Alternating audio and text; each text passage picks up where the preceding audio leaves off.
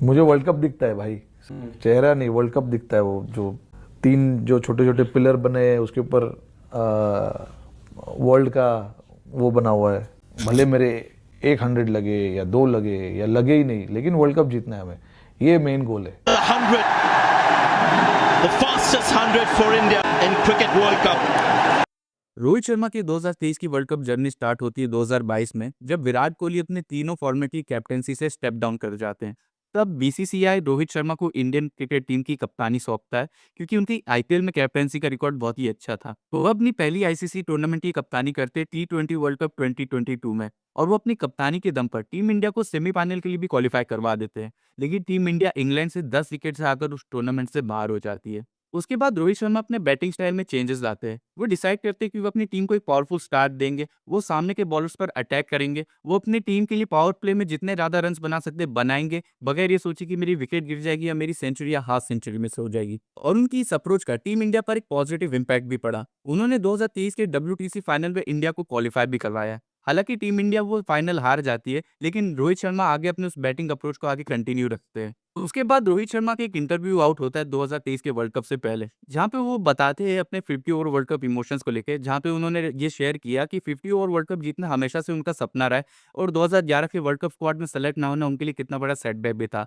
वो बोलते थे कि वो 50 ओवर वर्ल्ड कप को ही असली वर्ल्ड कप मानते हैं। लेकिन अब 2023 के वर्ल्ड कप में अब वो खुद कप्तानी करने वाले थे, और उन्होंने टीम को एक पावरफुल स्टार्ट देने की ठान ली थी, क्योंकि 2019 के वर्ल्ड कप में उन्होंने 5 सेंचुरीज हिट तो की थी, लेकिन टीम इंडिया सेमीफाइनल में हार गई थी। इस बार उन्हें जब कप्तानी मिली तो इस बार उन्होंने इंडिविजुअल रिकॉर्ड से ऊपर इस बार टीम को ऊपर रखा, और इसका रिजल्ट भी दिखा। 2023 का एशिया कप ओडीआई फॉर्मेट में हो रहा था, एंड रोहित शर्मा की कप्तानी के अंदर टीम इंडिया वो एशिया कप को बड़ी आसानी से जीत जाती है। फिर वर्ल्ड कप 2023 की शुरुआत होती है, और इस बार टूर्नामेंट इंडिया होस्ट करने वाला था। दुनिया की टॉप 10 टीम इसमें पार्टिसिपेट करती है, और चूंकि ये टूर्नामेंट राउंड रॉबिन फॉर्मेट में होने वाला था, इसलिए हर टीम को एक दूसरे के साथ एक एक मैच खेलना पड़ता है, और टॉप की जो 4 टीमें होती है वो आगे सेमीफाइनल के लिए क्वालिफाई करती हैं। तो इंडिया का जो पहला मैच होता है वो होता है 5 टाइम वर्ल्ड चैंपियन ऑस्ट्रेलिया के साथ, एंड सब लोग एक्सपेक्ट कर रहे थे कि मैच बहुत ही टक्कर का हुआ, लेकिन ऐसा हुआ नहीं। ऑस्ट्रेलिया इस मैच में पहले टॉस जीतकर बैटिंग का फैसला करती, लेकिन इंडियन बॉलर्स ऑस्ट्रेलिया को मात्र 199 रन पे ऑल आउट कर देती है। और फिर जब इंडियन टीम बैटिंग करने आती है, तब कप्तान रोहित शर्मा, श्रेयस अय्यर और ईशान किशन जल्दी आउट तो हो जाते, लेकिन विराट कोहली और केएल राहुल की पार्टनरशिप की वजह से टीम इंडिया उस मैच को बड़ी आसानी से 6 विकेट से जीत जाती है। फिर टीम इंडिया का अगला मैच अफगानिस्तान के साथ होने वाला था। अफगानिस्तान मैच में टॉस जीतकर बैटिंग का फैसला करता है, एंड वो 273 रन का टारगेट इंडिया को देता है। और जब इंडियन टीम उस टारगेट को चेस करने आती है, तब कप्तान रोहित शर्मा के शतक की बदौलत टीम इंडिया उस टारगेट को मात्र 35 ओवर में ही चेस कर लेती है, एंड रोहित शर्मा को प्लेयर ऑफ द मैच का अवार्ड भी मिलता है।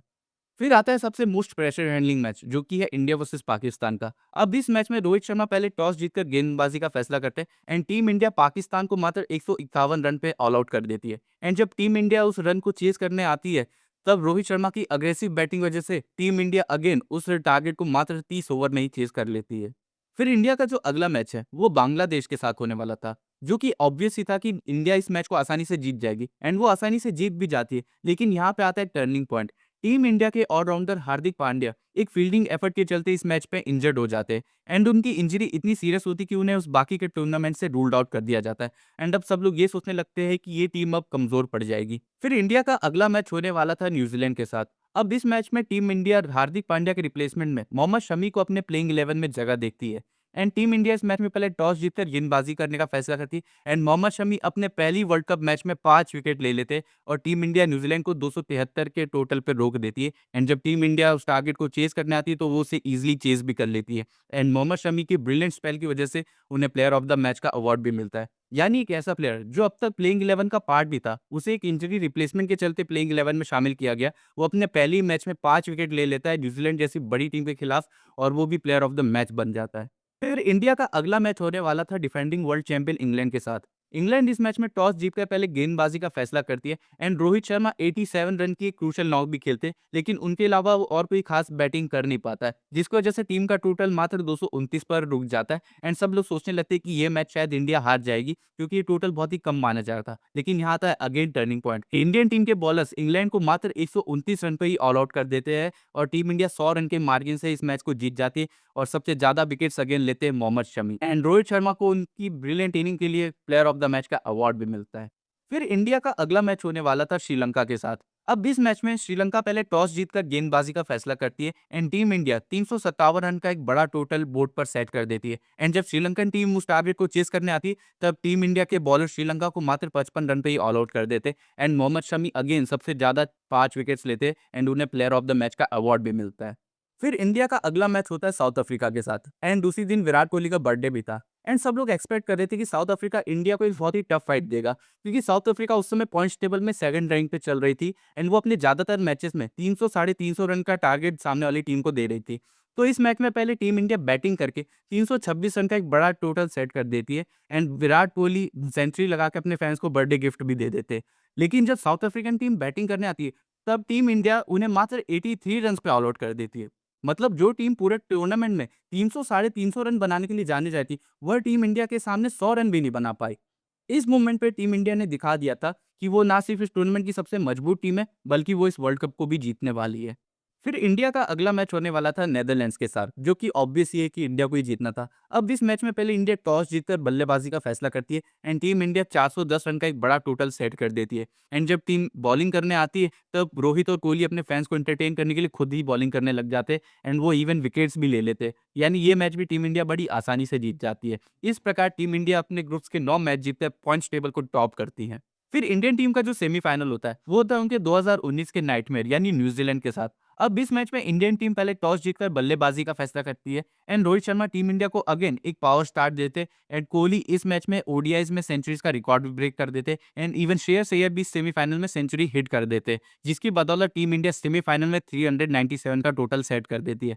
एंड जब टीम उस टोटल को डिफेंड करने आती तब हमें वर्ल्ड कप की हिस्ट्री का सबसे ब्रिलियंट स्पेल देखने को मिलता है। मोहम्मद शमी न्यूजीलैंड के 7 विकेट चटका देते हैं जिसकी बदौलत टीम इंडिया इस मैच को 70 रन से जीत जाती है एंड भले ही कोहली और श्रेयस अय्यर इस मैच में सेंचुरी लगाते लेकिन प्लेयर ऑफ द मैच मिलता है मोहम्मद शमी को। ये इंडिया का पहला ऐसा वर्ल्ड कप था जहां पे उनकी बैटिंग से ज्यादा उनकी बॉलिंग के चर्चे थे जिसमें मेन रोल था मोहम्मद शमी का। ये थी टीम इंडिया की सेमीफाइनल तक की journey, pure dominance on home soil.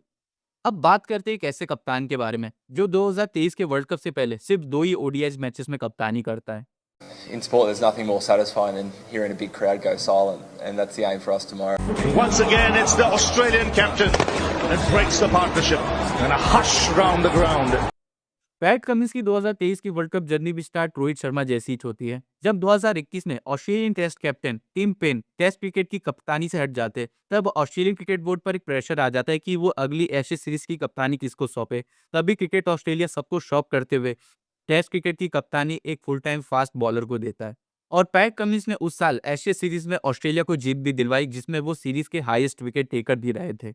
फिर आता है साल 2022, Australian ODI captain Aaron Finch भी ओडीआई क्रिकेट से अपना रिटायरमेंट अनाउंस कर देते एंड क्रिकेट ऑस्ट्रेलिया पे अगेन प्रेशर आ जाते कि वह कप्तानी किसको सौंपे क्योंकि अगले साल ओडीआई वर्ल्ड कप के लिए जाने वाले थे। सब लोग सोच रहे थे कि ओडीआई की कप्तानी स्टीव स्मिथ को दी जाएगी क्योंकि उनकी ओडीआई में कप्तानी का एक्सपीरियंस भी था, लेकिन क्रिकेट ऑस्ट्रेलिया अगेन कप्तानी सौंपता है पैट कमिंस को एंड इससे काफी लोगों ने एक बेवकूफी भरा डिसीजन भी बताया क्योंकि कमिंस ओडीआई से ज्यादा टेस्ट क्रिकेट को प्रायोरिटी देते थे एंड उनके इंजरी कंसर्न्स भी रहते थे।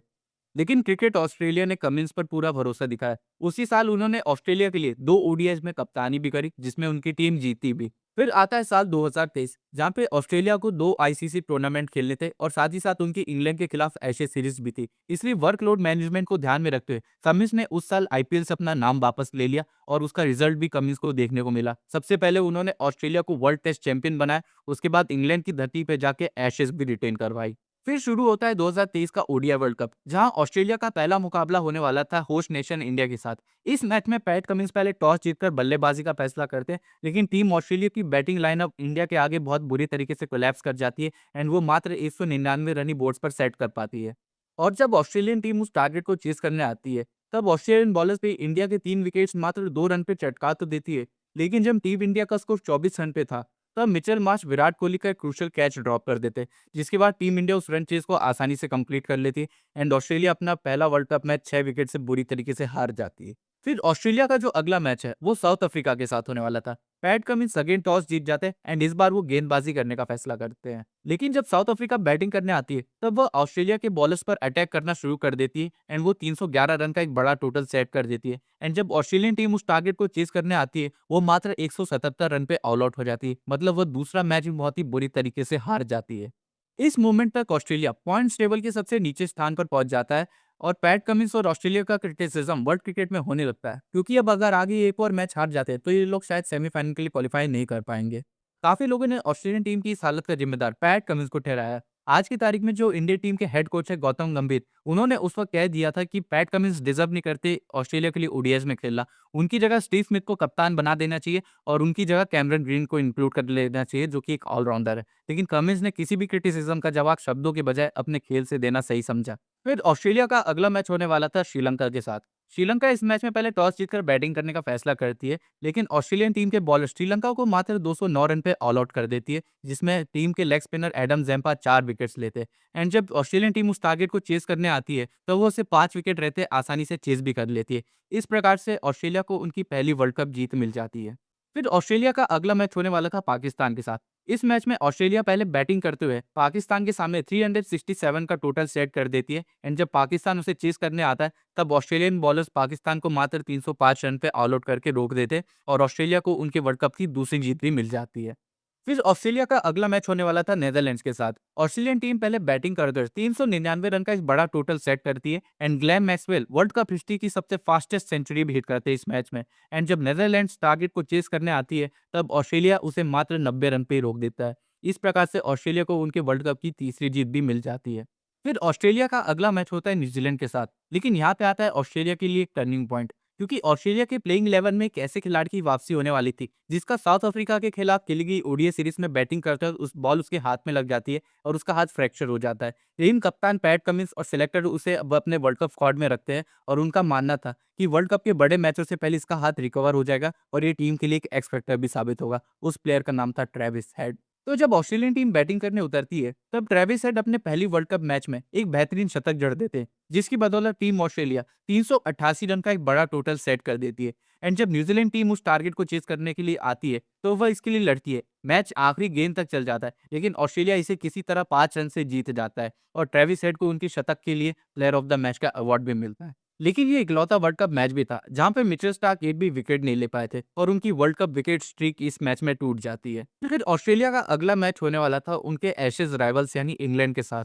ऑस्ट्रेलियन टीम पहले बैटिंग करते हुए 286 रन का टोटल बोर्ड्स पर सेट कर देती है। एंड जब इंग्लैंड की टीम उस टारगेट को चेस करने आती है, तो वो उन्हें मात्र 253 रन पे रोक देती है। इस प्रकार से ऑस्ट्रेलिया ये वाला मैच भी जीत जाती है। फिर ऑस्ट्रेलिया का अगला मैच होने वाला था अफगानिस्तान के साथ, जो कि ऑस्ट्रेलिया के लिए आसान बिल्कुल नहीं होने वाला था, क्योंकि अफगानिस्तान इस टूर्नामेंट में बहुत ही अच्छे फॉर्म में था। उन्होंने इंग्लैंड, श्रीलंका और पाकिस्तान जैसी वर्ल्ड चैंपियंस टीम को इस टूर्नामेंट में हराया था। और अफगानिस्तान इस मैच में पहले टॉस जीतकर बैटिंग करने का फैसला करती है एंड वो ऑस्ट्रेलिया के सामने 251 रन का टोटल सेट कर देती है। एंड जब ऑस्ट्रेलियन टीम उस टारगेट को चेस करने आती है, तब ऑस्ट्रेलिया का बैटिंग ऑर्डर बहुत ही बुरी तरीके से कोलैप्स कर जाता है। David Warner, Mitchell Marsh, Marnus Labuschagne, Marcus Stoinis और मिचेल स्टार्क, ये सब लोग मिलकर सिर्फ 65 रन ही बना पाते हैं और ट्रेविस हेड और जॉस इंग्लिश तो डग पर आउट हो जाते हैं और टीम की स्थिति 91.7 की स्थिति पे पहुंच जाती है। एंड इस पॉइंट पर अब सब लोग सोचने लगे थे कि ऑस्ट्रेलिया ये मैच हारने वाला है। लेकिन यहाँ था एक टर्निंग पॉइंट। क्रीज के एक साइड पर थे ग्लेन मैक्सवेल एंड उनका साथ देने आते कप्तान पैट कमिंस। मैक्सवेल एक साइड से रन चेज को जिंदा रखने की कोशिश करते हैं एंड कप्तान पैट कमिंस एक साइड से अपना विकेट होल्ड करने की कोशिश करते हैं।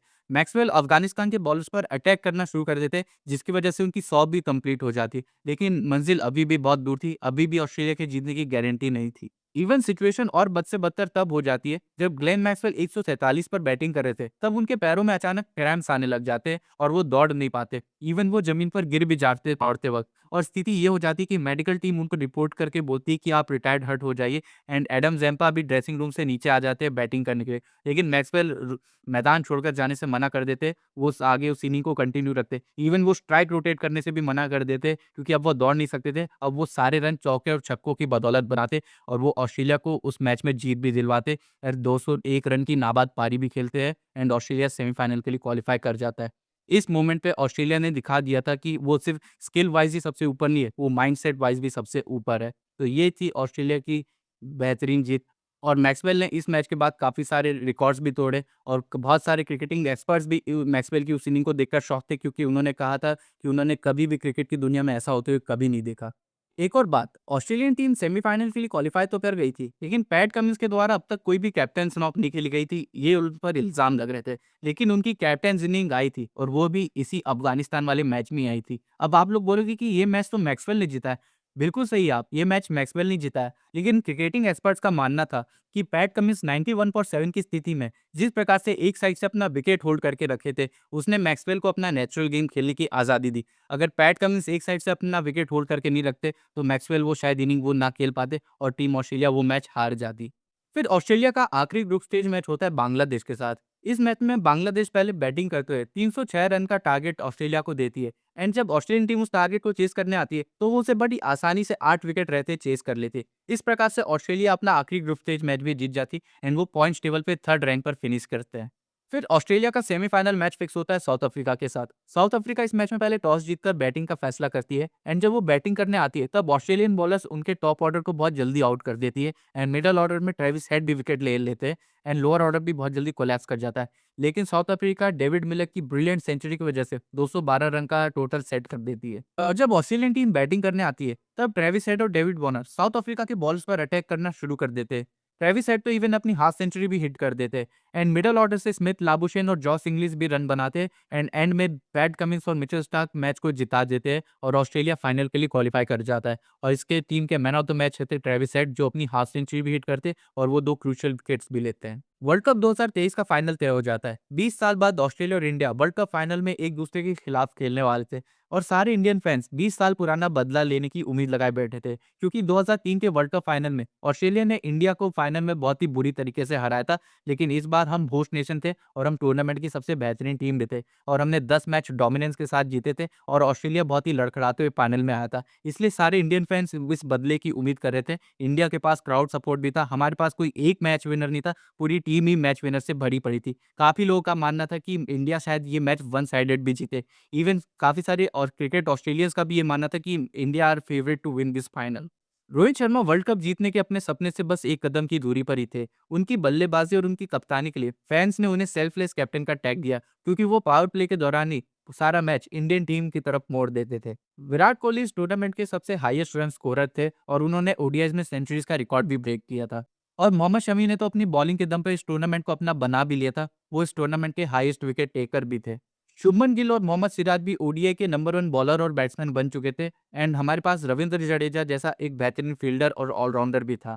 और फाइनल भी होने वाला था अहमदाबाद के नरेंद्र मोदी स्टेडियम में, जो कि दुनिया का सबसे बड़ा क्रिकेट स्टेडियम है, जहां पे बैठने वालों की संख्या 1,35,000 की है। एंड सारे के सारे जो फैंस होने वाले थे वो इंडियंस होने वाले थे, क्योंकि इंडिया 12 साल बाद वर्ल्ड कप जीतने की उम्मीद लगाए बैठा था।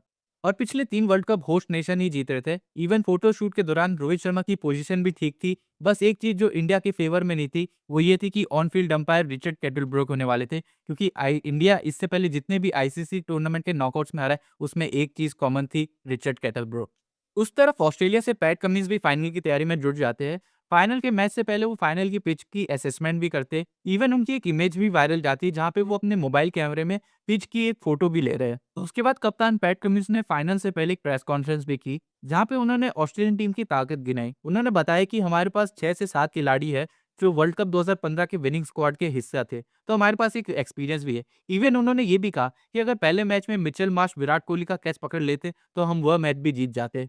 लेकिन एक स्टेटमेंट जो उनका सबसे ज्यादा वायरल गया था, जब उनसे एक रिपोर्टर ने पूछा कि जो 1,35,000 की भीड़ आएगी इंडियन टीम को सपोर्ट करने, आप उसका सामना कैसे करेंगे? वो तो इंडियन टीम के लिए 12 मैन का काम करेगी। तब पैट कमिंस ने जो जवाब दिया, उसने पूरे सोशल मीडिया को हिला दिया।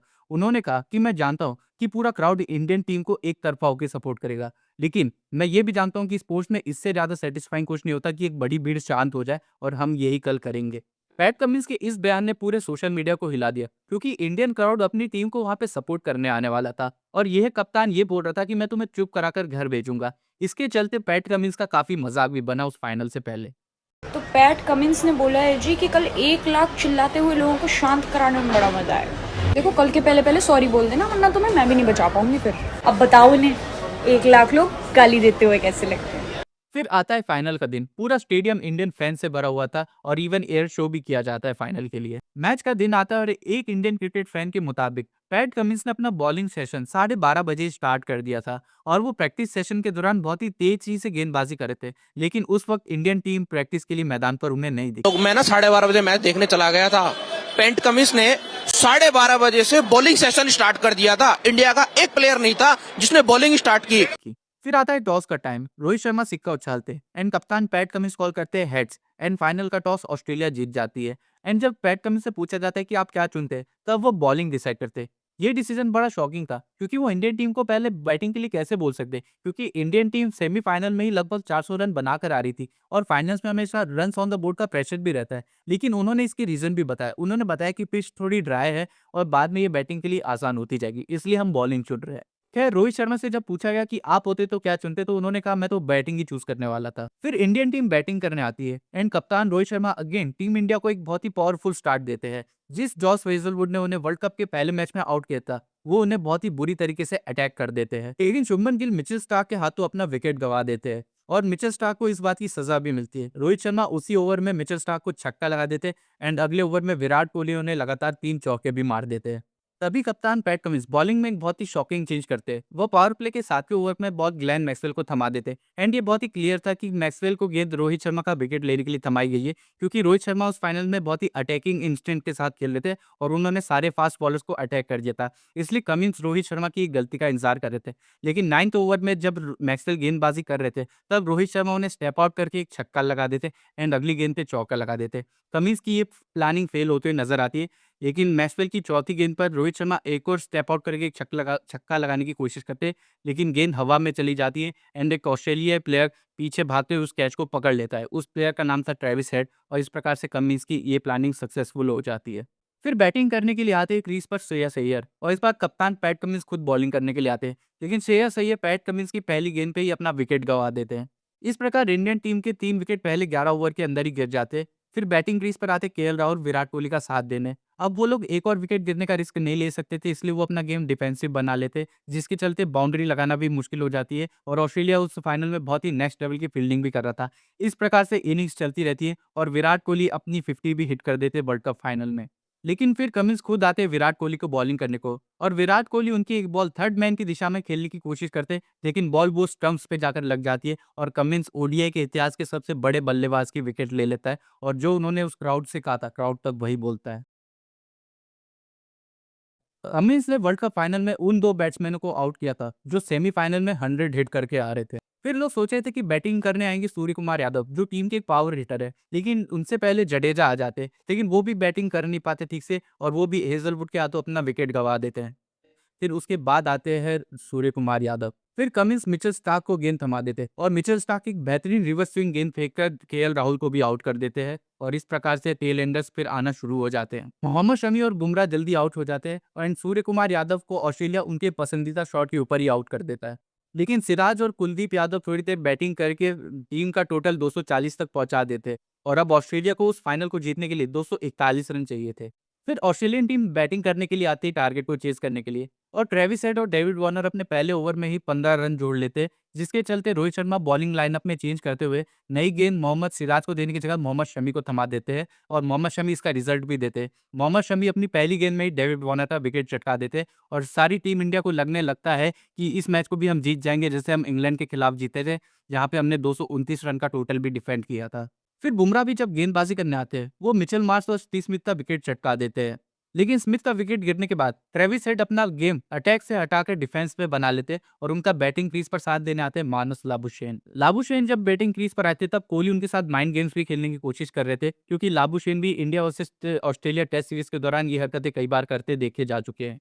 चूंकि रिक्वायर्ड रन रेट ऑस्ट्रेलिया के काबू में था, इसलिए ट्रेविस हेड भी बस स्ट्राइक रोटेट करने में फोकस करने लग जाते हैं और कुछ गेंदें जो उनके स्ट्रॉन्ग एरियाज पे करी जाती है, वो उनको बाउंड्रीज के लिए हिट करने लग जाते हैं।